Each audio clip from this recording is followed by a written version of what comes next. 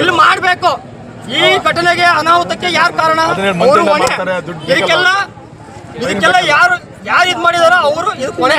ಇವ್ರು ಪರಿಹಾರ ಕೊಡಲೇಬೇಕು. ಪರಿಹಾರ ಕೊಡೋವರೆಗೂ ಯಾರಿಗೂ ಅಂಜುವ ಮಾತೇ ಇಲ್ಲ. ಪುಟ್ಟಸ್ವಾಮಿ ಗೌಡರು ಬರಲಿ, SP ಕುಶಾಲ್ ಚೌಸೆ ಸಾಹೇಬರು ಬರಲಿ, ಯಾರೇ ಬರಲಿ, ಇದಕ್ಕೆ ಪರಿಹಾರ ಕೊಡಬೇಕು. ಆ ತಾಯಿಗೆ ಒಬ್ಬ ಚಿಕ್ಕ ಮಗ ಇದ್ದಾನೆ. ಆ ಚಿಕ್ಕ ಮಗುಗೆ ಅವರಪ್ಪ ಬೆಳಿಗ್ಗೆ ಹೋದರೆ ರಾತ್ರಿ 8-9 ಗಂಟೆಗೆ ಬರ್ತಾರೆ. ಬೆಂಗಳೂರು ಕೆಲಸ. ಸ್ಥಳೀಯರಿಗೆ ಕೆಲಸ ಇಲ್ಲ. ಇಲ್ಲಿ ಆಚೆ ಕಡೆ ಇರೋರಿಗೆ ಮಾತ್ರ ಕೆಲಸ ಕೊಡ್ತಾ ಇದ್ದಾರೆ. ಸ್ಥಳೀಯರಿಗೆ ಕೆಲಸ ಇಲ್ಲ. ಅವ್ರು ಬೆಳಿಗ್ಗೆ ಅವರ ರಾತ್ರಿಯೇ ಬರೋದು. ಅಂಥವ್ರಿಗೆಲ್ಲ ಇಲ್ಲಿ ಸ್ಥಳೀಯರಿಗೆ ಮಾತ್ರ ಕೆಲಸ ಕೊಡಬೇಕು. ಆಚೆ ಕಡೆ ಇರೋರಿಗೆ ಆಚೆನೇ ಕಳಿಸ್ಬೇಕು. ಇಷ್ಟೇ. ಇದಕ್ಕೆ ಪರಿಹಾರ ಕೊಡಬೇಕಷ್ಟೇ. ಯಾರಾದರೂ ಬರಲಿ, ಪುಟ್ಟಸ್ವಾಮಿ ಗೌಡ ಸಾಹೇಬರು ಬರಲಿ, SP ಅವರು ಬರಲಿ, ಕುಶಾಲ್ ಚೌಸೆ ಅವರು ಬರಲಿ, ಅವ್ರಿಗೆ ಪರಿಹಾರ ಬೇಕಷ್ಟೇ. ಅವ್ರ ಸಾವಿಗೆ ಬರಲಿ. ಆ ಆರೋಗ್ಯ ಸಚಿವರು ಎಲ್ಲಿದ್ದಾರೋ, ಈ ಸರ್ಕಾರಿ ಆಸ್ಪತ್ರೆಗಳು ಏನೇನು ನಡೀತಾ ಇದ್ದಾವೋ, ಈ ಯಾವುದಿದು ಸಾರಿಗೆ ಇಲಾಖೆ ಏನೇನಾಗ್ತಾ ಇದೆಯೋ. ವರಮಹಾಲಕ್ಷ್ಮಿ ಹಬ್ಬದ ಸಂಭ್ರಮಕ್ಕಾಗಿ ಪೂಜಾ ಸಾಮಗ್ರಿಗಳನ್ನು ಖರೀದಿಸಿ ಮನೆಗೆ ತೆರಳುತ್ತಿದ್ದ ಒಂದೇ ಕುಟುಂಬದ ಮೇಲೆ ವಿಧಿಯ ಕ್ರೂರ ಆಟ ನಡೆದಿದ್ದು, ತಾಯಿ ಹಾಗೂ 14 ವರ್ಷದ ಮಗ KSRTC ಬಸ್ ಚಕ್ರಕ್ಕೆ ಸಿಲುಕಿ ಮೃತಪಟ್ಟಿರುವ ಹೃದಯ ವಿದ್ರಾವಕ ಘಟನೆ ಗೌರಿಬಿದನೂರು ನಗರದ ಅಂಬೇಡ್ಕರ್ ವೃತ್ತದ ಬಳಿ ನಡೆದಿದೆ. ಗೌರಿಬಿದನೂರು ತಾಲೂಕಿನ ಕಾದಲವೇಣಿ ಗ್ರಾಮ ಮೂಲದ 35 ವರ್ಷದ ನಾಗಮಣಿ ಹಾಗೂ ಅವರ ಮಕ್ಕಳಾದ 14 ವರ್ಷದ ಗಗನ್ ಹಾಗೂ ಕಿರಿಯ ಮಗ ಚಂದನ್ ಅವರೊಟ್ಟಿಗೆ ವರಮಹಾಲಕ್ಷ್ಮಿ ಹಬ್ಬದ ಪೂಜಾ ಸಾಮಗ್ರಿಗಳನ್ನು ಖರೀದಿಸಲು ನಗರಕ್ಕೆ ಬಂದಿದ್ದರು. ಸಾಮಗ್ರಿಗಳನ್ನು ಖರೀದಿಸಿಕೊಂಡು ಮನೆಗೆ ಹಿಂತಿರುಗುವಾಗ ಅಂಬೇಡ್ಕರ್ ವೃತ್ತವನ್ನು ದಾಟುತ್ತಿದ್ದ ವೇಳೆ ಈ ದುರ್ಘಟನೆ ಸಂಭವಿಸಿದೆ. ಬೆಂಗಳೂರು ಕಡೆಯಿಂದ ಗೌರಿಬಿದನೂರು ನಗರದತ್ತ ಬರುತ್ತಿದ್ದ KSRTC ಬಸ್ ವೇಗವಾಗಿ ಬಂದಿದ್ದು, ಈ ವೇಳೆ ರಸ್ತೆ ದಾಟುವಾಗ ಡಿಕ್ಕಿಯಾಗಿದೆ ಎನ್ನಲಾಗಿದೆ. ಅಪಘಾತದ ಪರಿಣಾಮ ನಾಗಮಣಿ ಹಾಗೂ ಅವರ ಹಿರಿಯ ಮಗ ಗಗನ್ ಬಸ್ನ ಚಕ್ರಕ್ಕೆ ಸಿಲುಕಿ ಸ್ಥಳದಲ್ಲೇ ಮೃತಪಟ್ಟಿದ್ದಾರೆ ಅಂತ ತಿಳಿದು ಬಂದಿದೆ. ಕಿರಿಯ ಮಗ ಚಂದನ್ಗೂ ಬಸ್ ಡಿಕ್ಕಿಯಾಗಿ ಗಂಭೀರ ಗಾಯಗಳಾಗಿದ್ದು, ಅದೃಷ್ಟವಶಾತ್ ಪ್ರಾಣಾಪಾಯದಿಂದ ಪಾರಾಗಿದ್ದಾರೆ. ಅಪಘಾತದ ಸುದ್ದಿ ತಿಳಿದಿದ್ದಂತೆ ಸ್ಥಳದಲ್ಲಿ ಜನರು ಜಮಾಯಿಸಿದ್ದು, ಗಾಯಾಳು ಚಂದನ್ನನ್ನು ತಕ್ಷಣ ಗೌರಿಬಿದನೂರು ಸರ್ಕಾರಿ ಆಸ್ಪತ್ರೆಗೆ ದಾಖಲಿಸಿ ಚಿಕಿತ್ಸೆ ಕೊಡಿಸಲಾಯಿತು.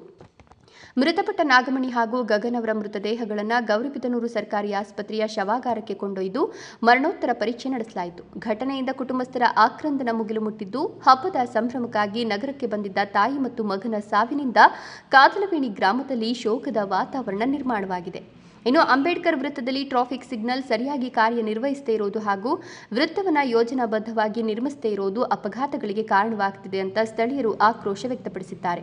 ಅಪಘಾತದ ಬಳಿಕ ಸಾರ್ವಜನಿಕರು ಪೊಲೀಸ್ ಇಲಾಖೆ ಹಾಗೂ ಸರ್ಕಾರದ ವಿರುದ್ಧ ಅಸಮಾಧಾನ ವ್ಯಕ್ತಪಡಿಸಿ ಸೂಕ್ತ ಕ್ರಮ ಕೈಗೊಳ್ಳುವಂತೆ ಆಗ್ರಹಿಸಿದ್ದಾರೆ.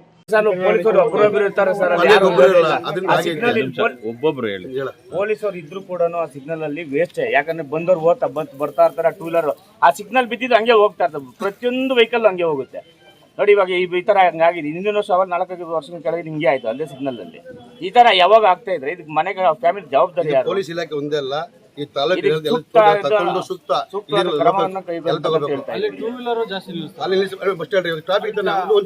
ಆ ಬೆಂಗಳೂರು ಸರ್ಕಾರ ಸಿಗ್ನಲ್ ಬಿದ್ದಿದ್ದು ಕೂಡ ನಾವು ಪ್ರೈವೇಟ್ ಬಸ್ ಸ್ಟ್ಯಾಂಡ್ ಬೆಂಗಳೂರಿಗೆ ಹೋಗಿ ಬಸ್ ಅಲ್ಲೇ ನಿಲ್ಸಿರ್ತಾರೆ. ಪ್ರತಿಯೊಬ್ಬ 2 ವೀಲರ್ ಹೋಗಕ್ ಕೂಕೊಂಡು ಆಗೋದೇ ಇಲ್ಲ. ಎಷ್ಟು ತೊಂದರೆ ಆಗುತ್ತೆ ಅಂದ್ರೆ ಅಷ್ಟು ತೊಂದರೆ ಆಗುತ್ತೆ. ಆದ್ರೆ ಯಾರು ಇದು ಸ್ವಲ್ಪ ಗಮನ ತಗೊಂತ ಇಲ್ಲ. ಇದು ಬೆಂಗಳೂರು ಸರ್ಕಾರ ಸಿಗ್ನಲ್ಗೆ ಯಾವಾಗ ಈ ತರ ಆಗ್ತಾರೆ, ಕುಟುಂಬದ ಪರಿಸ್ಥಿತಿ ಏನಾಗಬೇಕು? ಯಾರು ಜವಾಬ್ದಾರಿ? ನ್ಯಾಯ ಇಲಾಖೆ ಅವ್ರಿಗೊಂದು ನ್ಯಾಯ. ಇಲ್ಲಿ ಯಾರು ಬರಲ್ಲ. ಅವತ್ತು ನಾವೇ ನಮ್ಮೂರ್ದು ಆಗಿದ್ದು ನಾವೆಲ್ಲ ಬದಿ ಯಾರು ಬರ್ತಾರೆ, ಯಾರು ಬರಲ್ಲ. ಏನಾಗಿತ್ತನ ಪೊಲೀಸ್ ಇಲಾಖೆ ಏನಾಗಿತ್ತನ? ಮೊನ್ನೆ ಒಂದು ಸಿಗ್ನಲ್ ಇದ್ದಾರೆ, ಸಿಗ್ನಲ್ ಇದೆ. ಪೊಲೀಸ್ ಇಲಾಖೆ ಒಬ್ರು ಹೇಳ್ರಿ. ಅವತ್ತು ಇಲಾಖೆ ಎಲ್ಲ ಫುಲ್ ಇತ್ತು. ಇವತ್ತು ಸಾರ್ವಜನಿಕ ಸುತ್ತಿದ್ದಾರೆ, ಅಲ್ಲಿ ಸಿಗ್ನಲ್ ಒಬ್ರು ಇಲ್ಲ. ಇಲ್ಲಿ ಒಬ್ರು ಬಂದು ಇಲ್ಲ, ಅಲ್ಲಿ ಹಾಕೋದಿಲ್ಲ. ಅಲ್ಲೇನು ಅಂದ್ರೆ ಪೊಲೀಸ್ ವ್ಯವಸ್ಥೆ ಸರಿ ಇಲ್ಲ ಅಂತ ಹೇಳ್ತಾ ಇದ್ದೀರಾ? ಅದನ್ನ ಇವಾಗ ಫಸ್ಟ್ ಆಡಳಿತ ಸರಿ ಇಲ್ಲ ಅಂತ ಹೇಳ್ತಾ ಇಲ್ಲ ನಾವು. ಅಲ್ಲಿ ಯಾರು ಇಲ್ಲ, ಸಿಗ್ನಲ್ ಆಫ್ ಮಾಡಿಬಿಟ್ಟಿದ್ದಾರೆ. ಹಬ್ಬತ್ತಾರೆ ಒಂದ್ 4 ಜನ ಎಷ್ಟೇ ಪೊಲೀಸರು ಹಾಕ್ಲಿ ಬಿಡಿ, ನಾವೇನು ಕೇಳ್ತಾ ಇಲ್ಲ. ಒಂದ್ 4 ಜನ ಎಷ್ಟೇ ಪೊಲೀಸರು ಹಾಕ್ಲಿ ಬಿಡಿ, ತೊಂದರೆ ಇಲ್ಲ. ಇವತ್ತು ಹಬ್ಬ ಎಲ್ಲ ಬಿಟ್ಬಿಟ್ಟಿದ್ದಾರೆ. ಹಿಂಗೆ ಐತಲ್ಲ, ಆಯ್ತು ಹೋಯ್ತು, ಜೀವ ಹೊಟ್ಟೋಯ್ತು, ಇನ್ನು ಬರಲ್ಲ. ಮುಂದೆ ಏನಾದ್ರು ಮುಂದೆ ಹಬ್ಬದ ಜನ ನೋಡೋದಿತ್ತಲ್ಲ, ಒಂದ್ 4 ಜನ ಎಷ್ಟು ಹಾಕೊಂಡಿರ್ಲಿ. ಈಗ ಸಿಗ್ನಲ್ ಆಫ್ ಮಾಡಿಬಿಟ್ರು, ಓಕೆ ಆಫ್ ಮಾಡಿಬಿಟ್ರು, ಬಂದ ಹೊಡೆದ ಹೊಟ್ಟದ. ಈಗ ಅವ್ದು ಅವ್ನ KSRTC ಐತೆ ಅವ್ನ ಮಾಡ್ಕೊಂಡು ಹೊಂಟಿರ್ತಾರೆ. ಈಗ ಇವ್ರ ಗತಿ ಬಡವರು ಇವರು. ಯಾವ್ನವ್ರು ಇವ್ರು? ಏನ್ ಹೆಸರು ಅವ್ರದ್ದು? ಸುರೇಶ್ ನಾಗಮಣಿ ಅಂತ. ನಾಗಮಣಿ ಚಂದನ್ ತನ್ನ ತಾಯಿ ಮಗ. ಇಬ್ರು ಡೆತ್, ಇನ್ನೊಬ್ರು ಗಗನ್ ಅಂತ ಹೇಳಿ. ಗಗನ ಚಿಕ್ಕ ಮಗ ಆಸ್ಪತ್ರೆಯಲ್ಲಿ ಇದ್ದಾನೆ. ಈಗ ಡೆತ್ ಆಗಿರೋರು ಯಾರ್ಯಾರು? ನಾಗಮಣಿ ಚಂದನ್ ದೊಡ್ಡ ಮಗನೇ ಈಗ ಡೆತ್ ಆಗಿರೋದು. ಸೊ ಏನ್ ಹೇಳ್ತೀರಾ ಪೊಲೀಸ್ ಅವ್ರಿಗೆ ಈಗ ಲಾಸ್ಟ್ಗೆ ಈ ತರ ಸರ್? ನಾವ್ ಹೇಳೋದೇನು ಇಲ್ಲ, ಸಿಗ್ನಲ್ ಇದೆ, ಇದ್ರೂ ವೇಸ್ಟ್ ಆಗಿದೆ ಅಂತ ಇದೆ. ಅದಕ್ಕೆ ಒಂದು ಸೂಕ್ತವಾದ ವ್ಯವಸ್ಥೆಯನ್ನ ಮಾಡ್ಕೊಡ್ಬೇಕಂತ ಕೇಳ್ತೀವಿ. ಯಾಕಂದ್ರೆ ಪ್ರತಿಯೊಬ್ರು ಯಾವುದೇ ಒಂದು ಸಿಗ್ನಲ್ ಬಿದ್ದಿದ್ದು ಹಂಗೆ ಹೋಗ್ತಾ ಇದಾರೆ ಅಂದ್ರೆ ನಾವು ಸಿಗ್ನಲ್ ಇಟ್ಕೊಂಡು ಏನ್ ಮಾಡ್ಬೇಕು? ಅದಕ್ಕೆ ಪಾರ್ಕಿಂಗ್ ಸರಿ ಇಲ್ಲ. ಟೂ ವೀಲರ್ ಎಲ್ಲ ಪಾರ್ಕಿಂಗ್ ಅಲ್ಲೇ ಆಗ್ತಾರೆ. ಒಂದ್ ಗಾಡಿ ಕಟ್ ಆಗೋಕ್ಕೂ ಪ್ರಾಬ್ಲಮ್. ಈಗ ಹಬ್ಬದ ಹೊರಗೆ ಒಂದ್ಸರಿ ಹೊರಗಡೆ ಇಕ್ಲಿ ಪರವಾಗಿಲ್ಲ, ಸಂತೋಷ ಒಂದಿನ ಹೋಗ್ತಾರೆ. ಇವರು ನೋಡಿ ಸುತ್ತೋಯ್ತು. ಈಗ ಪ್ರಾಣ ಯಾರು ಬರಲ್ಲ, ಸುಮ್ಮನೆ ಹೇಳ್ಬೋದು ಅಷ್ಟೇ ಹೊತ್ತು. ಇವತ್ತು ನಾವು ಆವೇಶದ ಮೇಲೆ ಮಾತಾಡ್ಬೋದು, ಮುಂದೆ ಜೀವ ಸರಗಾಗುತ್ತೆ. ಸಂಜೆ ಟೈಮಲ್ಲಿ ಫ್ಯಾಕ್ಟ್ರಿ ಬಸ್ ನಿಂತಿರ್ತವೆ, ತುಂಬಾ ಲೇಡೀಸ್ ಇರ್ತಾರೆ. ಆ ಟೈಮಲ್ಲಿ ಈಗ ಐಫೋನ್ ಗಾಡಿ ಬರ್ತವೆ, ಪಾಪ ಅವ್ರು ಇಷ್ಟು ಜನ ಬಂದು ನಿಂತ್ಕೊಂಡಿದ್ದಾರೆ. ಸೋಲ್ ಏನೋ ಈ ಹೆಚ್ಚು ಕಡೆ ಬೆಂಗಳೂರು ಸರ್ಕಲ್ ಇಂದ ಇಂಡಿಯನ್ ಪೆಟ್ರೋಲ್ ಬಂಕ್ ಹತ್ರ ಗಾಡಿ ವೆಹಿಕಲ್ ರೋಡಲ್ಲೇ ನಿಂತಿರುತ್ತೆ. ನೆನ್ನೆ ಟ್ರಾಫಿಕ್ ಹಬ್ಬದ ಇದರಲ್ಲಿ ಐಫೋನ್ ಕಂಪ್ನಿಗಳು ಸೋಲ್ ನಿಲ್ಸಿದ್ದಾರೆ. ಈಗ ಟೂ ವೀಲರ್ ಹೋಗೇ ಜಾಗ ಇಲ್ಲ. ಯಾರು ಇಬ್ರು ಪೊಲೀಸರು ಬಂದು ಒಂದು ಕ್ಲಿಯರ್ ಮಾಡ್ತಾ ಇದ್ರು.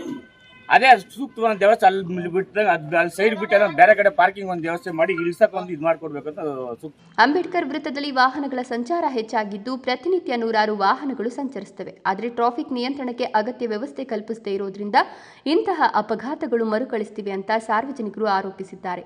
ಇನ್ನು ಮುಂದೆ ಇಂತಹ ದುರಂತಗಳು ನಡೆಯದಂತೆ ಅಂಬೇಡ್ಕರ್ ವೃತ್ತದಲ್ಲಿ ಸಮರ್ಪಕ ಟ್ರಾಫಿಕ್ ಸಿಗ್ನಲ್, ವೇಗ ನಿಯಂತ್ರಣ ವ್ಯವಸ್ಥೆ ಹಾಗೂ ಅಗತ್ಯ ಸುರಕ್ಷತಾ ಕ್ರಮಗಳನ್ನು ತಕ್ಷಣ ಜಾರಿಗೊಳಿಸಬೇಕು ಅಂತ ಸಾರ್ವಜನಿಕರು ಒತ್ತಾಯಿಸಿದ್ದಾರೆ.